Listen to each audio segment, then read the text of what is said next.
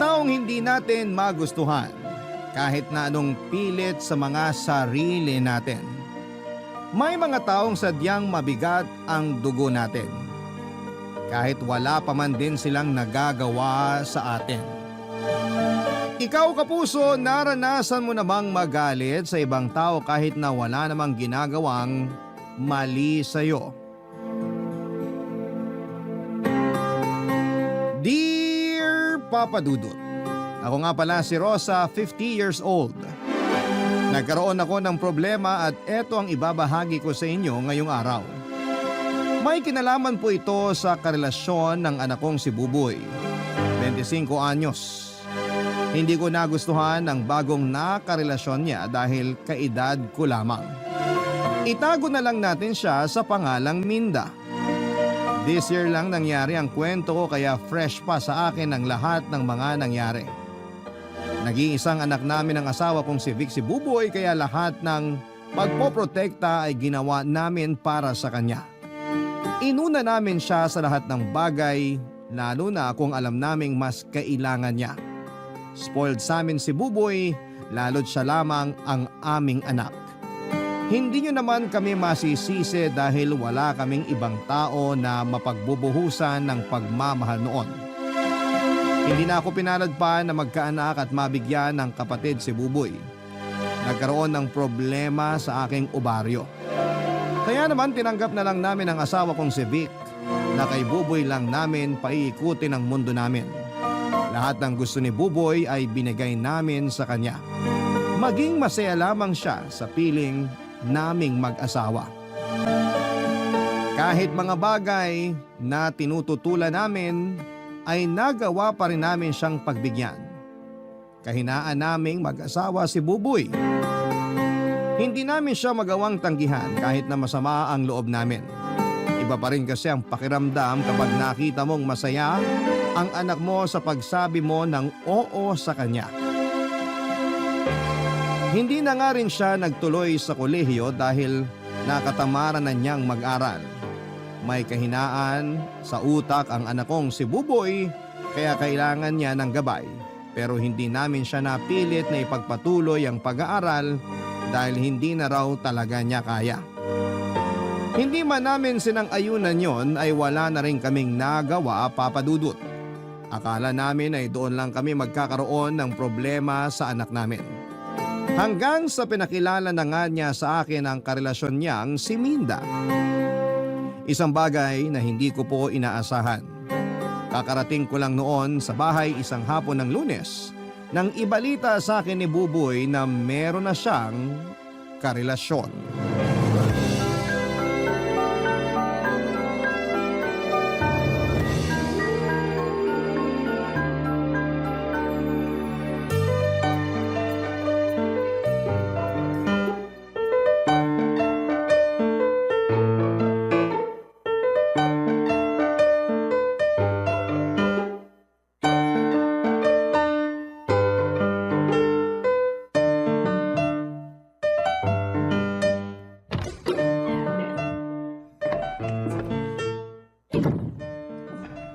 Buboy! Vic! Asan kayo? Nay, nandyan na po pala kayo. Nasaan ang tatay mo? Hindi pa po dumarating. Baka naipit na naman po sa traffic. Oh, kumain ka na ba? Kinain na po namin ni Minday na tira nating ulam kaninang tanghali. Minda? Girlfriend ko po. Talagang hindi na kayo nagkabalikan ni Melody? Nay naman, isang taon na nung naghiwalay kami. Umaasa pa rin kayo na magkakabalikan kami. Akala ko kasi pang forever na kayo eh. Si Minda na ang forever para sa akin. Naku ganyan din naman ang sinabi mo nung kayo pa ni Melody. Iba si Minda. Mature mag-isip, hindi toxic, bihira kung tuyuin. Oy sige, basta masaya ka at hindi ka niya sasaktan, walang problema sa akin. Kailan mo ba siya ipapakilala sa amin ng tatay mo? Ngayon na po. Ngayon na? May kinakausap lang siya sa cellphone niya sa kwarto ko. Palabas na rin siya. Buboy, okay na ako. Ayan, sakto. Nay, ipapakilala ko lang si Minda, girlfriend ko. Minda, nanay ko. Ikaw si Minda? Opo, magandang gabi po. Wag mo na akong puin. Parang magkaedad lang naman tayo eh. Mas matanda naman po kayo, Nay, ng ilang buwan. Kaya nga ang sabi ko, wag na akong puin. Pero di kayo mukhang 50 ha? 50 ka talaga? As in 50 years old? 5 at saka 0? Alam ko nakakagulat yung age difference namin ni Buboy pero... Hindi mo may imagine ang gulat ko. Pag magkasama naman kami, parang kaedad ko lang siya eh. Parang kaedad mo. Ikaw yung nagmumukhang 50. Ganon. Si nanay talaga. Paano ba kayo nagkakilala? Teacher ka ba ni Buboy nung elementary o high school? Dentista ka ba niya? Nay! Okay lang Buboy, normal lang sa mga nanay na magtanong ng ganito. Nakaka-relate ka ba? Ilan na ba ang anak mo? Meron ka bang anak na kaedad ni Buboy ko? Sa maniwala kayo o hindi, single ako. Walang asawa o anak. Parang ang hirap namang paniwalaan yan. Pangalawang karelasyon ko pa lang si Buboy. May nakalibin ako noon at inabot kami ng 20 years bago kami nagkahiwalay. Bakit hindi mo balikan? 20 years din yun, ha? Baka naman nagkakamali ka lang sa anak ko. Baka ginagawa mo lang siyang panakikbutas. Nay, please naman. Naku, Aling Rosa. Pwede ko po ba kayong tawaging Aling Rosa? Rosa na lang ang tawag mo sa akin. Pero huwag ka magkakamaling dagdagan ng mama o kaya tita, ha? Rosa, wala na akong balak bumalik sa ex ko. Masaya na ako sa piling ni Buboy. Mabait at masipag. Napalaki niyo siya ng maayos. At sana huwag mong sirain. Uy, Nay! Nagbibiro lang naman ako. Kung dyan kayo nakakakuha ng saya sa mga sinasabi niyo, pagbibigyan ko kayo. Mabuti naman at nagkakaintindihan tayo. Bakit naman di ko maiintindihan ng kapwa ko matanda? Oo nga pala, bagay sa inyo ang stockings na gamit niyo. Di halata ang varicose veins niyo. Saan ba pwedeng umorder niyan? Parang umusok noon ang magkabilang tenga ko sa mga pasimpleng lait na sinabi ni Minda, Papa Dudut. Hindi ko lang pinahalata dahil ayaw kong magmukhang talunan sa aming dalawa. Marami rin siyang naging pasaring bago siya hinila ni Buboy para ihatid na. Nakahalata siguro si Buboy sa tensyon sa aming dalawa kaya minabuti niyang ilayo na sa akin si Minda. Hinintay ko siyang makauwi para masermonan ko pero tinawagan niya ako para ipaalam na kay Minda muna siya matutulog. Alam kong nagdadamdam ng konti si Buboy pero ayaw niya lang pag-usapan yon. Mas okay na rin yon na isip ko. Kaysa naman mag-init kaming pareho at mauwi pa kami sa away na mag-ina. Hindi na rin ako nakakain after ng umalis silang dalawa dahil nawala na ako ng gana. Sinubukan ko manood ng TV pero lumilipad ang utak ko noon.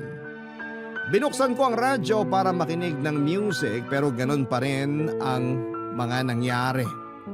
Wala pa rin ako noon sa hulog dahil sa nangyari sa aming tensyon ni Minda. Nag-overthink na rin ako at kung saan-saan napunta ang isipan ko. Natakot ako na baka ilayo ni Minda si Buboy sa akin. 10:00 na ng gabi nang makauwi noon ang asawa kong si Vic, Papa Dudut. Nakailang tawag ako sa kanya nung umalis na Buboy pero hindi naman niya sinagot. Kaya mas lalo ako nainis dahil kailangan ko ng kakampi pero wala ang asawa ko. Hindi ako nakatulog kaagad at sinadyang hinintay ang pagdating ni Vic. At dumating na nga siya bandang 10:00 na at mukhang napagod sa trabaho at sa traffic.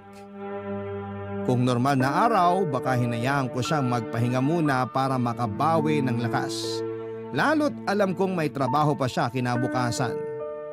Pero hindi ko kayang ipagpaliban ang isyu ko sa relasyon ni Buboy at Minda. Kinailangan ko nang sabihin kay Vic ang lahat para makakuha naman ako ng simpatya at kakampi. Pinagtimpla ko muna siya ng kape at pinagdala ng damit na pangbahay. Noong naubos na niya ang kanyang kape at naisuot na niya ang pangbahay, hinarap ko na siya para ibalita ang mga nangyari. Ramdam na noon ni Vic na may masama akong balita dahil hindi ko naman siya madalas pinagdadala ng pangbahay at pinagtitimpla ng kape kung wala lang.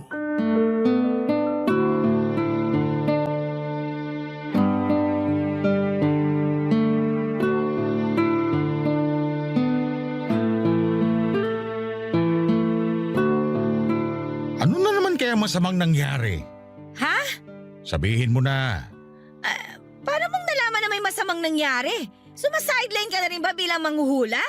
Pinagtimpla mo ako ng kape. Binigyan mo ako ng pambahay. Sinyalis yun na may hindi magandang nangyari. Ay, may girlfriend na si Buboy. Minda ang pangalan. O ano masama ron? Binata naman yung anak mo. Dinala niya rito kanina. Hindi ko nagustuhan. Kanya naman kayo mga nanay eh. Lagi kayo hindi boto sa mga babaeng dinadala ng mga anak niyong lalaki. Iba to, Vic! Kanya ka rin kibelo din nung unay pakilala siya sa atin ni Buboy. Isang linggo ko lang siyang hinusgahan, ha? Nagustuhan ko rin naman siya pagkatapos nun. Di ba nga, lagi ko pa siyang pinadadalhan ng medyas at panty tuwing birthday niya. O ano bang maliro sa karelasyon ni Buboy ngayon? Hulaan mo! Hindi ako sumasideline bilang manghuhula. Sabihin mo na lang sa akin kasi nawawala na epekto ng paracetamol na ininom ko. Sasakit na naman tong ulo ko. Kaedad natin yung bago niyang girlfriend.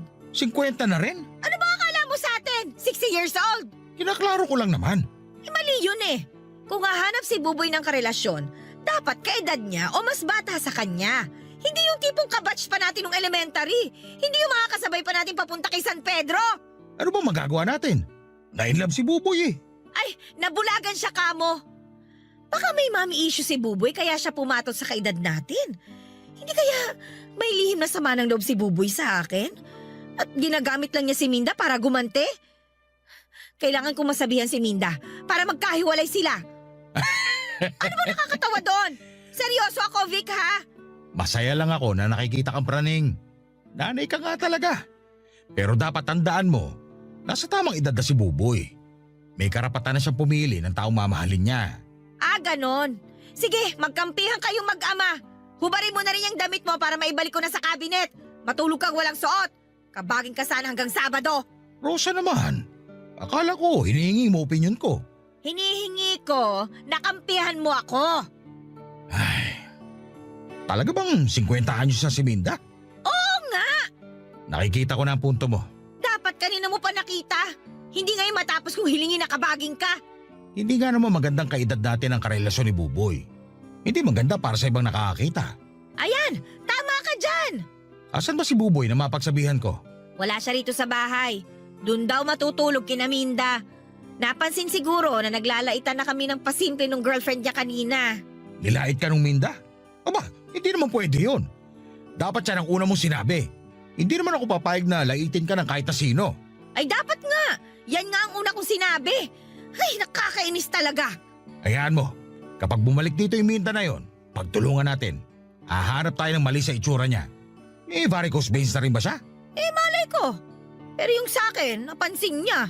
Napansin niya yung varicose veins mo? Eh di ba yun na itatago ng stockings mo? Kung maaga ka lang sanang dumating, narinig mo sana kung paano niya bastusin itong mga ugat ko. Kung alam ko lang na ngayon siya ipapakilala ni Buboy, eh di sana nagpajama ako o kaya nagmaong na pantalon para hindi niya nakita ang mga ugat ko sa binti na nagmumura sa galit. Kaya nga sorry na. Hayaan mo, hahanap ako siya ng mali pag dumalaw siya rito.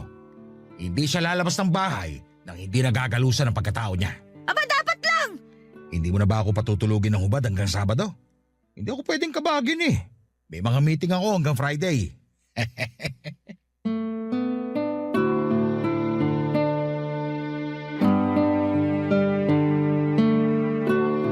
Papadudot kahit papaano naman ay naibsan ang inis ko kay Minda ng kampihan ako ni Vic. Alam kong hilaw ang naging pagkampi niya sa akin pero ayos na rin yon para sa akin. Gusto ko lang din talaga na may mapagsabihan noon ng sama ng loob ko. Nagtimpla ko ng gatas after ng pag-uusap naming mag-asawa tungkol kay Minda. Nagbago kami ng pag-uusapan para naman hindi ko maidala sa pagtulog ang galit ko. Kaya lang din naman ako pinalad na hindi yon maidala sa kama. Dahil noong nakahiga na kaming mag-asawa ay naalala ko na naman ang inis ko kay Minda. Sinubukan kong ibahin ang iniisip ko pero bumabalik-balik pa rin si Minda sa diwa ko. Napabangon tuloy ako para pumunta ng kusina para magtimpla ng tsaa, baka sakaling mapakalma ako. Pero hindi yon naging effective sa akin. Parang lumala pa nga noon ang inis ko. Sinubukan kong tawagan si Buboy pero hindi niya sinasagot. Nag-text ako sa kanya na sagutin niya pero hindi siya nag-reply. Baka nga naman kasi nakatulog na sila ni Minda. Baka rin naghaharutan sila noon kaya hindi niya magawang sagutin ang text o tawag ko. Dahil sa iniisip kong yon ay mas lalo tuloy akong nagalit. Lumabas ako ng bahay para magyosi. May tinago akong yosi sa gilid ng paso malapit sa may pintuan. Hindi naman ako mayosi ng tao, Papa Dudut, pero nagyoyosi lamang ako kapag sobrang stress na ako. Hindi yun alam ng pamilya ko at wala naman akong balak na sabihin ang bisyo kong yon. Doon pa lang ako kumalma nang makahit-hit na ako ng 3 beses, Papa Dudut. Nakadalawang yosi ako bago tuluyang kumalma ang mga ugat ko sa ulo. Nagpasya na rin akong bumalik sa loob ng bahay. Nag-toothbrush muna ako at nagpahid ng ointment para pangtago sa amoy ng yosi na kumapit na sa akin. Nagpalit na rin ako ng damit at saka ako nagbalik sa kwarto, Papa Dudut. Inamoy ko muna ang sarili ko at nang panatag na akong wala ng bakas ng yosi sa katawan ko, ay saka ko na tinabihan ang asawa kong mahimbing na natutulog noon.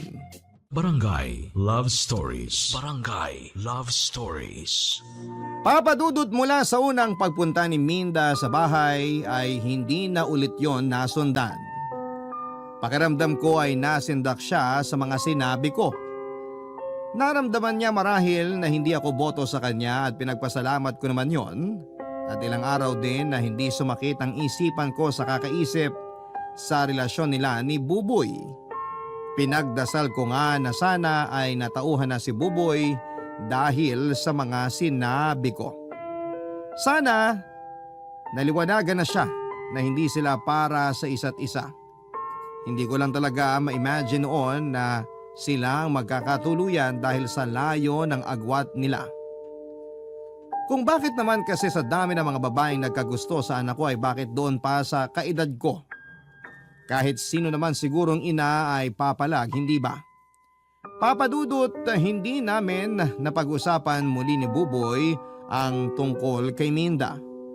Pareho kaming nag-alangan na mabanggit isa man sa pag-uusap namin si Minda.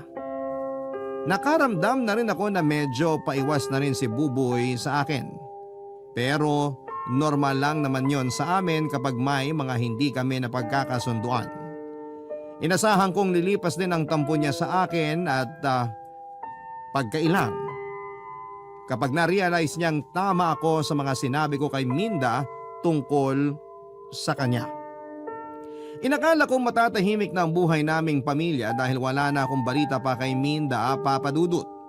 Inassume ko talaga na hiwalay na sila kaya hindi na rin pumupunta sa bahay.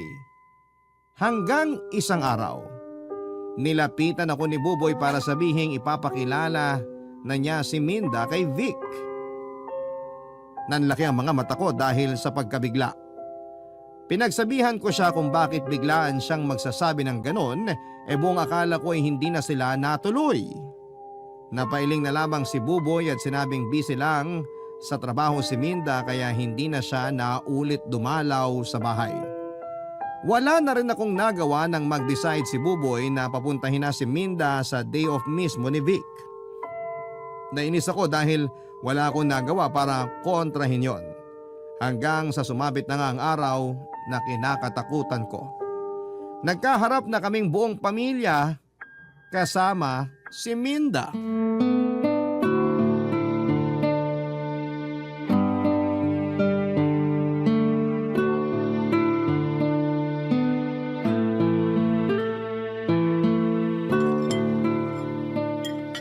Minda, kumusta naman yung ginisang ampalaya? Masarap ba?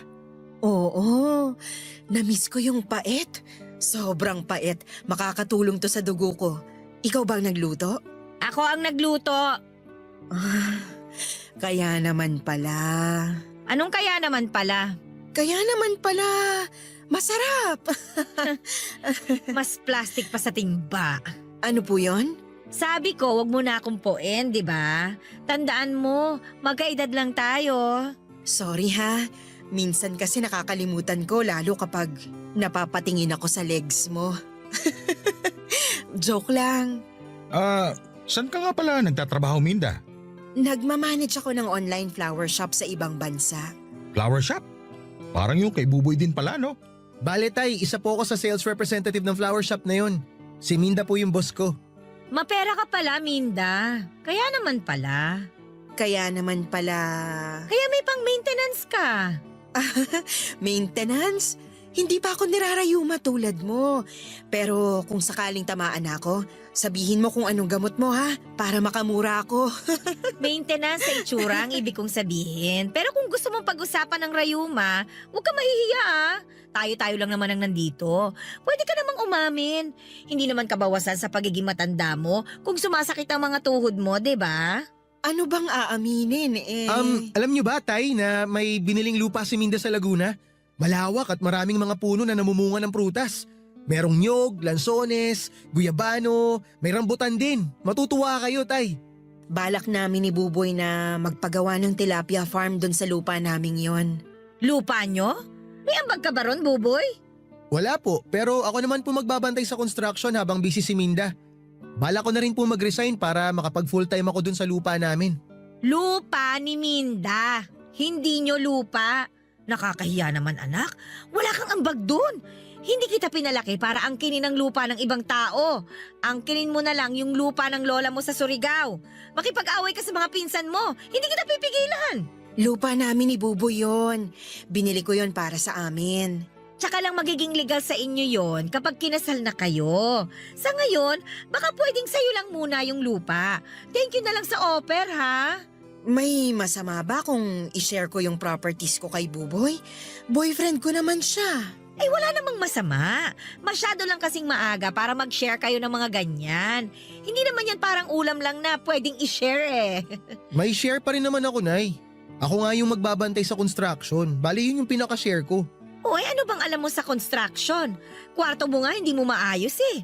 Ilang beses ko nang pinapagawa sa yung bintana mo, pero wala pa rin. Hindi ba, Vic? Ha? Isa ka pa eh. Hindi ka ba nakikinig? Nagtatalo na kami rito sa lupa, pero ikaw dyan… Hindi ko rin kasi alam kung bakit kailangang pagtalunan yung lupa ko eh. Ako naman ang bumili nun. Kaya dapat hindi mo sinasabing lupa ninyo ni Buboy. Ikaw lang naman ang bumili nun eh. Papaasahin Rosa. mo lang tong anak ko. Kapag nagkahiwalay na kayo, nga na siya. Buboy anak, marami tayong lupa sa paso. Makontento ka na lang muna ron. Sino po bang nagsabi sa inyo na maghihiwalay kami ni Minda, Nay? Kakasimula nyo pa lang. Huwag mo na magplano ng mga ganyang bagay. Kilalanin nyo muna ang isa't isa. May tsansa pa na na makakilala ka ng mas compatible sa'yo. Yung bang kaedad mo at saka… Hindi yung kaedad nyo. Naintindihan ko kayo. Alam ko namang una pa lang, di na kayo boto para sa akin kay Buboy dahil sa agwat ng edad namin. Hindi ko yun mamasamain. Vic, hindi ba may sinasabi ka nung nakaraan? Mabuti pa, tapusin na lang natin itong kinakain natin para makapagpahinga na tayong lahat. Vic! Mukhang di ko na rin mauubos tong ampalaya. Masyado nang pumapait eh. Baka ma-high blood na ako. Mauna na rin ako para di maabutan ng ulan. Tara na, Buboy. Nagmadali na ngang umalis sina Minda at Buboy, Papa Dudut. Tinanong ko si Buboy kung anong oras siya makakauwi pero sinabi niyang doon na lang muna siya kina Minda matutulog. Naramdaman kong may tampo si Buboy sa akin pero hindi niya pinahalata sa harapan ni Minda. Nakangiti naman si Minda na nagpaalam kahit alam kong napipilitan lamang. Nawala na ako ng gana sa kinakain ko. Hindi makatingin noon sa akin si Vic dahil alam niyang galit ako. Niligpit ko na ang mesa kahit kumakain pa si Vic. Pinaramdam ko sa kanya ang galit ko dahil wala man lang siyang tinulong para mapagkaisahan namin si Minda. Ang ayos pa ng usapan namin noon na kakampihan niya ako. Sinabi pa niyang siya na ang bahala kay Minda. Umasa ako na tototohanin niya ang sinabi niyang paghihiwalay niya ang dalawa pero hindi naman yon nangyari. Nagdadabog ako noon habang naguhugas ng plato. Nakabasag na nga ako ng 2 pinggan at 1 baso. Nahalata naman yun ni Vic at niyakap ako patalikod. Mas lalo lamang ako nagalit imbis na kumalma. Hinarap ko siya para pag-usapan namin ang pangiiwan niya sa akin sa ere. Hindi lang daw siya nakasingit sa usapan namin ayon kay Vic. Masyado raw akong pinangunahan ng emosyon at hindi na raw ako nakapag-isip kaya lumala ang sitwasyon. Nagalit ako lalo kaya yung bula mula sa hinuhugasan ko pinahid ko sa noo niya. Pinaghugas ko siya ng pinagkainan at ako naman ay pumanhik na sa kwarto para mag-check ng BP ko. Na-high blood ako sa mga nangyari, Papa Dudut. Sinubukan kong tawagan si Buboy para pauwiin para makapag-usap kami. Sinabi naman niyang uuwi na lamang siya bago magtanghali kinabukasan. Wala na rin akong nagawa kundi ang pumayag na lamang dahil baka mas lalong magtampo sa akin ang anak ko. Noong natapos naman si Vic na maghugas ng pinagkainan ay pumasok na rin siya ng kwarto. Nilambing niya ako at nagsorry dahil sa pag-iwan niya sa akin sa ere. Nagkunwari akong nagtatampo pa.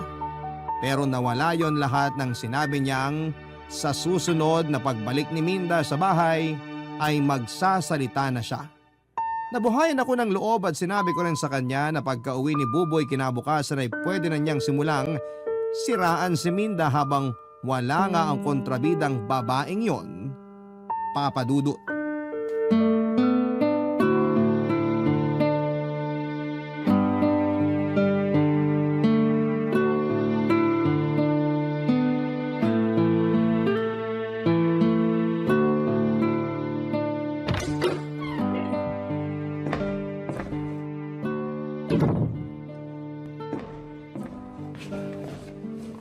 Oh, bakit ngayon ka lang umuwi?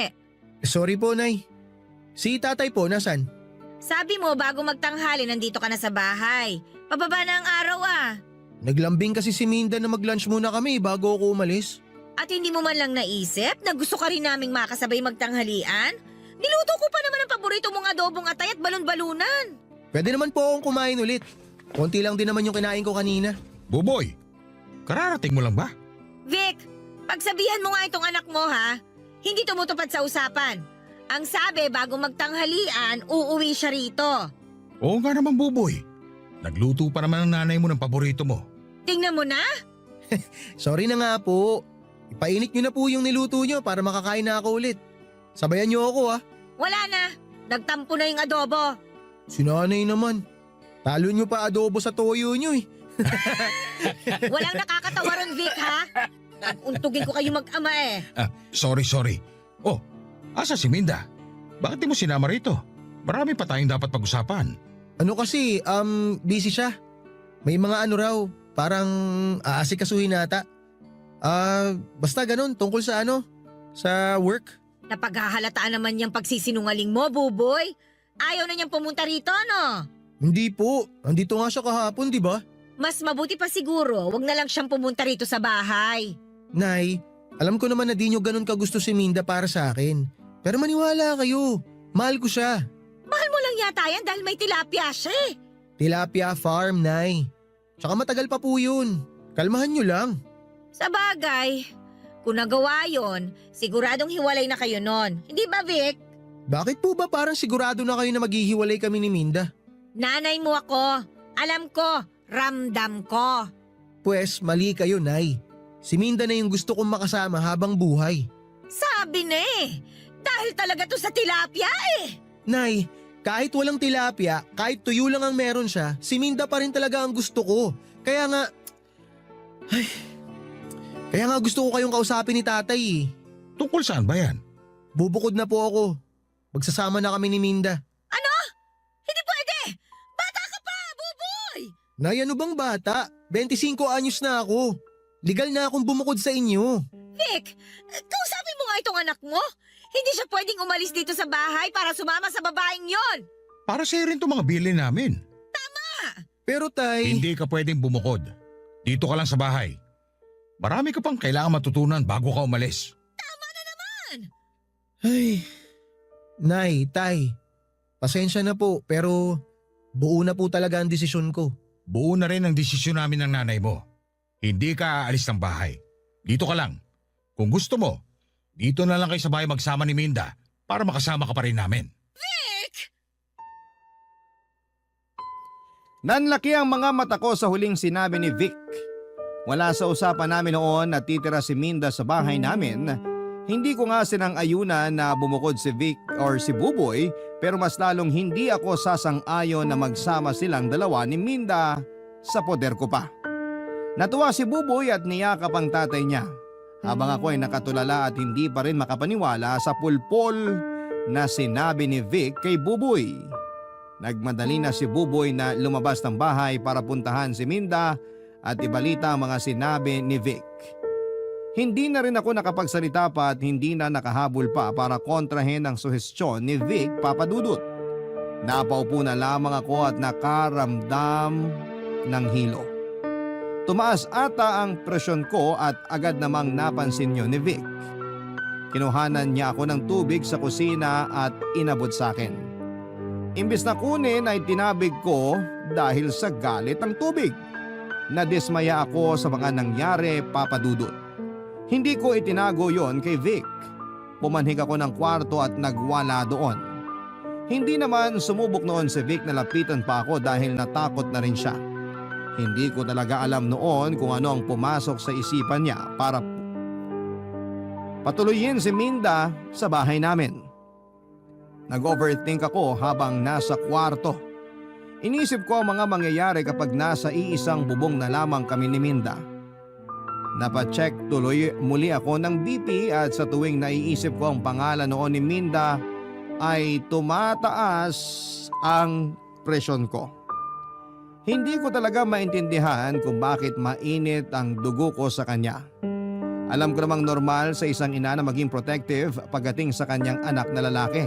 Pero iba talaga ang galit ko kay Minda. Inisip ko na hindi naman siguro ako buntis para paglihian ng bruhang yon. Sadyang mabigat lang talaga ang loob ko sa kanya at hindi ko kayang ipaliwanag noon sa aking mag-ama dahil paniguradong ako ang talo.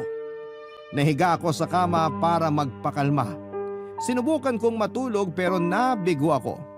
Hanggang sa narinig ko na lamang ang pagkatok ni Vic sa kwarto. Hindi ko yon pinansin, Papa Dudut, hanggang sa siya na ang kusang pumasok ng kwarto at nagsorry sa ginawa niyang desisyon, Papa Dudut.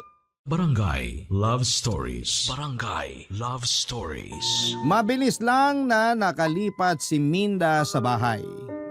Nag-arkila siya ng 2 van para ilipat ang mga gamit niya. Halos napuno na ng mga gamit niya ang bahay ko, Papa Dudut. Hindi man lang nagpasabi kung ano yung mga gamit na dadalhin niya. Kinailangan ko tuloy itago yung ibang mga gamit namin para lamang hindi magmukhang masikip ang bahay. Nawala na ako ng gana na makipagtalo pa dahil alam kong kakampihan din siya ni Buboy. Ayoko na noon na sumama pa ang loob ko sa anak ko kaya sinubukan kong itigom na lamang ang bibig ko. Pero sa loob-loob ko ay puno pa rin ako ng galit noon kay Minda. Alam kong mas magaganda at mas mahal ang mga kagamitang dinala ni Minda sa bahay. Pero bilang respeto man lang sana ay hindi niya hinakot lahat. Gusto kong sabihin noon na baka pwedeng ibenta o i-donate na lamang niya ang ibang mga gamit niya pero nagpigil ako. Lalo na noong nakita kong masaya ang mag-ama ko na ginagamit ang mga yon. Mas lalo lamang akong nawala ng kakampi sa bahay dahil nagkasundo-sundo silang tatlo. Hindi na tuloy ako gaanong kakomportable noon sa sarili kong pamamahay. Sa pagdaan ng mga araw ay naging komportable na si Minda sa bahay ko.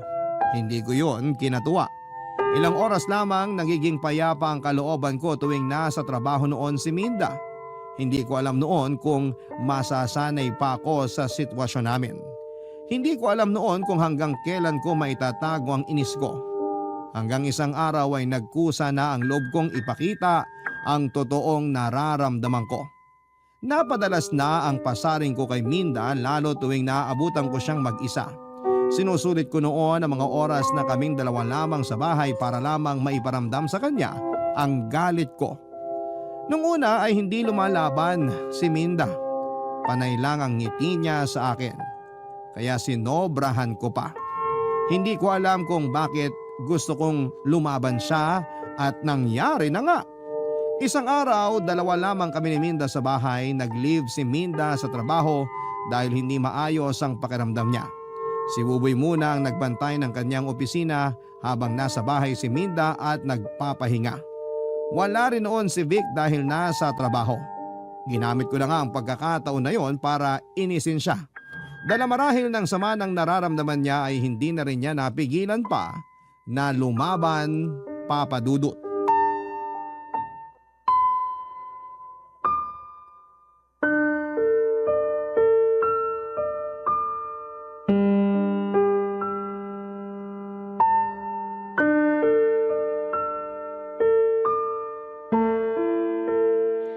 Ay, napakasikip na ng bahay ko. Kahit hangin, hindi na magkasya. Ako bang pinaparinggan mo o yung hangin? Ay, wala sa choices na binigay mo.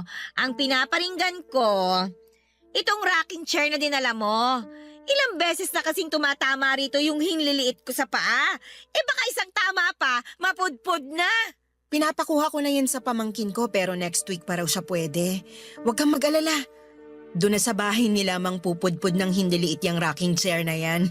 Bakit kailangan next week pa? Baka pwede ngayon na. Kahit ako na magbayad sa kukuha niyan para ihatid sa pamangkin mo. Next week pa kasi babalik yung pamangkin ko. Pasensya na ha. Akala ko kasi matutuwa ka kapag inuwi ko yan dito. Uy, bakit naman ako matutuwa kung pupudpurin niya ng hinliliit ko? Kaya nga pasensya na eh. Yung pamangkin mo, baka gustong iuwi na rin yung sopa na nakabalandra doon sa kusina. Bagay naman yung sofa ko sa kusina natin ha. Bagay sa kusina ko? Paanong bumagay? Hindi nga ako makapagluto ng maayos dahil doon eh. Puro talsik na rin ng mantika yon. Sino gustong umapo sa sopa na puro mantika? Si Buboy kasi ang nag-request ng sofa na yun na ilagay sa kusina mo. Para raw kapag nagluluto ako, uupo lang siya ron para makasama ako. Kayo na lang ni Buboy ang mag-usap tungkol doon sa sofa. Bakit pa kailangan ipaabot sa kanya? Pwede namang tayong dalawa na ang magdesisyon na tanggalin yon, di ba? Aabalahin pa natin si Buboy. Pero siya kasi yung may gustong ilagay yun sa Sa kusina. ayaw ko kasi sagabal nga sa pagluluto ko. Okay, hayaan mo. Next week isasama ko na rin sa ipapadala sa pamangkin ko.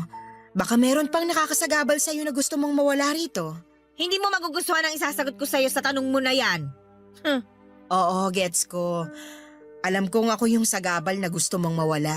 Bakit mo naman sinasagot ang sarili mong tanong? Kasi wala ka namang lakas ng loob sagutin yung tanong ko. Sa bagay, sa ating dalawa, ikaw lang yung malakas lagi ang loob. Malakas ang loob na magdala ng mga kalat dito sa bahay ko. Malakas ang loob na makipagrelasyon sa mas bata sa'yo. Wow. Wow lang. Oh, asan ang lakas ng loob mo? Wow na lang ba ang isasagot mo? Alam mo, ilang buwan na kitang tinitiis ha. Hindi kita nilalabanan kasi may respeto pa ako sa'yo. Kung may respeto ka sa akin, hindi mo sana pinatulan ng anak ko. Hanggang ngayon talaga hindi mo matanggap ang relasyon namin ng anak mo? Huwag kang umasa na matatanggap ko pa yan. Hindi naman ako umaasa talaga. Kasi sarado ang isipan mo. Kahit siguro gumuho ang mundo, nakalak pa rin yung utak mo. Sa bagay, ganyan naman talaga kapag may edad na, di ba? Lakas talaga makapagsabi na may edad na. Akala mo naman nagsusumixtin ka lang. Hindi hamak na mas marami ka pang puting buhok kesa sa akin, oh. Bata pa lang ako. Marami na akong puting buhok. Nasa lahi namin yun at di lang dahil sa edad ko. Ah, talaga ba? Oo naman. Ikaw, yung varicose vein sa trayuma mo ba? Elementary ka pa lang meron na? Sa lahi ba nakukuha yan o sa edad? Aba talagang... Minda? Nay? Oh, nandyan pala kayo. Buboy! Napaga ka yata ng uwi. Maaga kasi naming na-reach yung kota ngayong araw sa opisina eh. Nag-text ako sa'yo, Minda. Ay, sorry. Mahina ata ang signal dito sa sala ng nanay mo kaya di ko na-receive. Check ko mamaya. Ayos lang kahit mamaya na pag bakante ka. Update lang naman sa opisina yung tinext ko sa'yo eh. Kumain na ba kayo? Bumili ako ng liempo oh. Sabay-sabay na tayo. Ang sweet naman. Buboy, baka pwedeng ikaw na munang umasikaso niyan sa kusina, ha? Susunod ako. Aayusin ko lang tong signal ng phone ko. Okay, sige. Nay, samahan niyo ako? Kaya mo na yan, anak. Hihilutin ko lang itong hinliliit ko. Baka kasi magtampo na sa kakauntog sa rocking chair ni Minda eh. O sige, relax lang kayo rito. Ako nang bahala sa pagkain natin. Punta na muna ako sa kusina Maiwan ko na muna kayo. O, mabalik tayo. Sabi ko nga kanina, Talaga talagang... utang na loob naman. Hindi ka ba napapagod makipag-away? Kasi ako rinding-rindi na eh. Huwag mo nang ubusin ang lakas mo sa pangiinis sa akin kasi wala ring mapupuntahan yan. Tataas lang lagi ang BP mo. Oh, ngayon titiklop ka. Kanina lang matapang ka. Para kang pinausukang tandang. Tapos ngayon... Dumating si Buboy. Gusto mo bang makita ng anak mong pagtatalo natin? Di mo ba naisip kung anong epekto nito sa kanya? Puro na lang ba? Sarili mong galit ang iniintindi mo? Wala akong balak iwan ang anak mo. Mahal ko siya. Kung di mo pa rin ako masikmura, maiintindihan ko. Pero wag mo naman sana akong bastusin tulad ng ginagawa mo ngayon. Hindi ba tayo pwedeng mamuhay na lang ng payapa para kay Buboy? Hindi ba pwede yun? Hindi na ako nakasagot sa huling sinabi ni Minda. Lunok na lamang ako ng laway dahil may punto siya. Nagmukha akong talunan sa mga sinabi niya at alam kong tama naman siya. Hindi naman niya hinintay na makapagsalita pa ako at tumayo na siya mula sa pagkakaupo at saka pumunta sa kusina para samahan si Buboy. Ako naman ang napaupo sa rocking chair at napaisip sa mga nangyari. Napaisip ako sa mga sinabi ni Minda. Doon ako nakaramdam ng konsensya dahil maayos naman si Mindang makisama pero ako lang yung gumagawa ng paraan para maging negative ang lahat. Kaya naman naisipan kong itigil na ang nararamdaman kong galit sa kanya. Oras na para bigyan ko siya ng chance. Alam ko noon na mahirap yung gawin pero habang iniisip ko si Buboy, napilitan akong gawin yon. Naisip ko rin na baka pag pinalala pa namin ni Minda ang hidwaan namin ay lalayo na ang loob ng anak ko sa akin. Baka yun pa ang maging dahilan para tuluyan na siyang bumukod at lumayo na sa akin dahil sa pakikialam ko sa kanilang dalawa. Kaya naman para sa anak ko ay kinaya kong ibaba ang pride ko. Sinimulan ko nang makisama kay Minda, nahirapan kaming pareho pero nakaya naman. Paunti-unti ay kinilala ko siya. Tuwing wala noon ang mag-ama ko at naabutan ko si Minda ay pinagtitimpla ko siya ng kape at inaaya ko siya sa labas ng bahay para magkwentuhan. Inoffer ko rin sa kanya ang tinago kong yosi. Natawa nga siya dahil palihim din pala siyang nagyoyosi kapag wala si Buboy. Alam naming pareho na hindi gusto ni Buboy na nagyoyosi kami kaya natawa na lang din kaming pareho. Meron na tuloy kaming naging bonding na dalawa. Binigyan din niya ako ng pabango na mamahalin. Yung pabango na kayang takpan yung amoy ng yosi. Gumana ang loob ko kay Minda habang tumatagal. Doon ko naintindihan kung bakit napamahal sa kanya ang anak kong si Buboy. Maayos naman kasi talaga si Minda. Aminado na ako noon na sa akin talaga ang problema. Masaya siyang kasama at hindi ako nagkaroon ng problema sa kanya. Naging paborito ko na tuloy si Minda sa lahat ng mga nakarelasyon ni Buboy. Sinabi ko yun sa kanya at sinabi rin niyang ako ang paborito niyang biyanan. Nagtawanan kami sa mga sinagot niya dahil hindi naman pala niya naabutang buhay ang magulang ng nag-iisang ex niya. Naging maayos ang lahat sa amin hanggang isang araw ay nagbago ang lahat.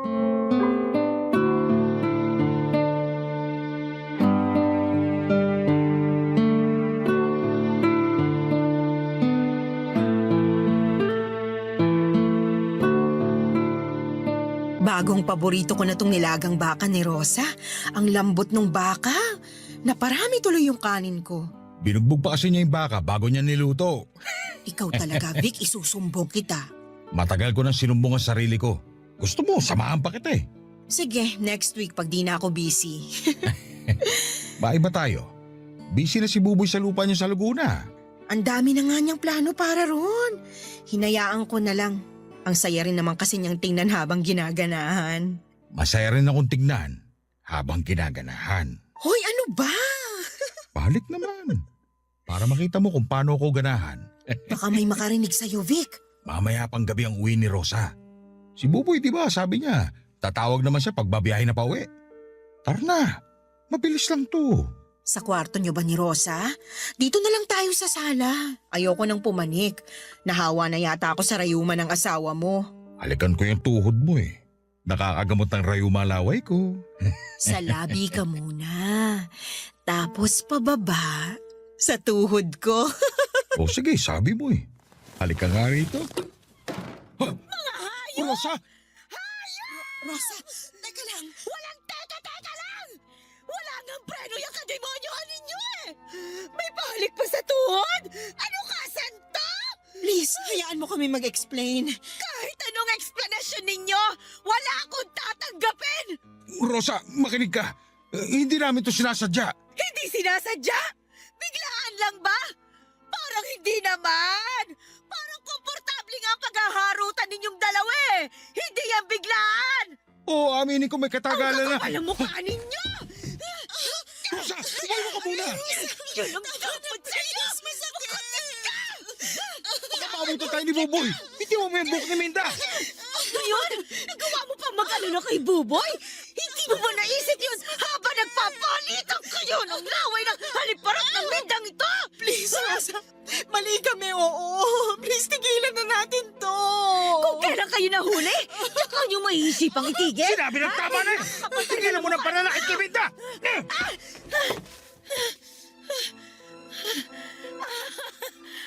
Magaling! Para sa kabit mo, nagawa mo akong itulak at saktan! Para talaga sa kabit mo! Sorry kung naitulak kita. Hindi ko sinasadya. Ayaw mo kasi tumigil eh. Hindi sinasadya? Ilang beses nyo bang gagasgasin ang mga salitang yan, ha? Hindi na ako naniniwala sa salitang yan! Sinadya mo ako itulak! Sinadya mo ako saktan! Sinadya mo kumabit sa huda sa babae na to! Sorry, Rosa. Sorry. Pero please, wag nating ipaalam to kay Buboy. Mahal ko ang anak mo. Hindi ko siya kayang mawala sa akin. Sana bago mo hinubad ang panty mo para sa asawa ko, naisip mo sana yan! Mali naman talaga eh. Mali talaga. Nagpatukso ako, oo. Nalungkot. Pasensya na. Hanggang ganyan na lang kaya mong sabihin, ha? Kasi ayoko nang depensahan ang sarili ko. Mali ako. Rosa, pag-usapan natin to. Para sa kapakanan ni Buboy. Pag-usapan natin to, pakiusap. Sa ating tatlo, ako lang ang nag-iisip sa kapakanan ni Buboy. Kayong dalawa, wala kayong ibang iniisip kundi ang init ng mga pang-ibaba ninyo. Mga hayop! Walang yaka talaga, Minda! Uy! Rosa! Ano sinasabi mo? Rosa! Paano, Buboy? Nasasaktan ako. Dapat lang masaktan ka! Kulang pa nga ito sa ginawa niyo sa amin ni Buboy eh! Tama na, Rosa! Tama na! Hindi! Wala na akong awa! Kung meron man ako natitirang awa, para na lang yun sa anak ko!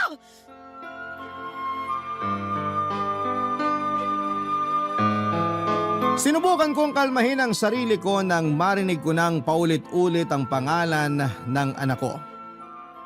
Napaiyak na lamang ako at napaupo sa sahig sa sobrang sakit ng nararamdaman ko. Hindi nagtagal ang panginginig ng katawang ko, sinubukan akong yakapin ni Vic pero sinampal ko siya ng ilang ulit. Hindi naman niya ako nilabanan dahil alam niyang deserve niya yon. Nang mapagod akong saktan silang pareho ay doon na ako kinausap ni Vic at inamin niyang matagal na silang nagkaroon ng lihim na relasyon. Bago pa man din maging sina Minda at Buboy. 1 buwan lang ang naging relasyon na yon dahil nakonsensya daw si Vic at na-realize niyang ako pa rin ang mahal niya. Nagalit si Minda at sinubukang gumanti. Nagpaligaw siya kay Buboy at na-fall na si Buboy sa kanya. Inakala ni Minda na paglalaruan lang niya si Buboy para saktan si Vic. Pero nahulog na rin si Minda sa kanya habang tumatagal. Inakala ni Minda na nawala na ang nararamdaman niya para kay Vic mula noong maging sila ni Buboy pero nagkamali siya. Mula noong tumira si Minda sa bahay ay nanumbalik ang pagmamahal niya para kay Vic at ganon din ang asawa ko para sa kanya. Sinubukan naman daw nilang pigilan ang nararamdaman nila pero nahirapan sila dahil nagkalapit silang muli. Hindi naman nawala ang nararamdaman ni Minda para kay Buboy at aminado naman siyang mas mahal niya ang anak ko kesa sa asawa ko. Nadala lang daw sila ng init ng nararamdaman nila sa tuwing naiiwan silang dalawa na magkasama ni Vic. Nagkamali sila na napasunod sila ng tawag ng laman pero handa na raw nilang talikuran ang ginagawa nila. Nakiusap sila na itama ang pagkakamali nila at nakiusap silang wag nang ipaalam kay Buboy ang lahat para hindi na raw masaktan pa ang aking anak. Baka kapag nalaman daw ni Buboy ang tungkol sa relasyon ni Vic at Minda ay baka kung ano pa ang gawin niya sa sarili niya. Natakot ako habang iniisip kung paanong masasaktan ang anak ko kapag nalaman niya ang katotohanan. Napamahal naman si Buboy kay Minda, baka yun na rin ang maging mitsa ng paglayo ni Buboy sa aming mag-asawa. Kaya wala akong nagawa kundi ang umuo na lamang para sa kapakanan ng anak ko. Nagpanggap kaming tatlo na parang walang nangyari at doon ako nahirapan. Araw-araw mula noon hanggang ngayon ay puro guilt na lamang ang nafe-feel ko sa tuwing nakakaharap ko si Buboy. Kaya ngayon ay gusto kong matulungan ninyo ako dahil hindi ko na alam ang gagawin ko, Papa Dudut. Tama bang ilihim ko na lang ang lahat ng ito sa anak ko at ipagpatuloy pa rin ang lahat na para bang walang nangyari? O sasabihin ko na ang katotohanan? Maraming salamat, Papa Dudut, hindi lamang sa pagbasa ng aking liham, kundi sa pakikinig na rin sa aking hinaing. Sana ay magawa ninyo akong tulungan kasama ng mga kabarangay natin na laging nakasubaybay sa inyong programa. Hanggang dito na lamang ang aking liham. More power sa inyong number 1 radio station, ang Barangay LS. Ang inyong kabarangay forever, Rosa. Nagustuhan ng iyong napakinggan? Ituloy yan via live stream sa www.gmanetwork.com/radio. Barangay LS 97.1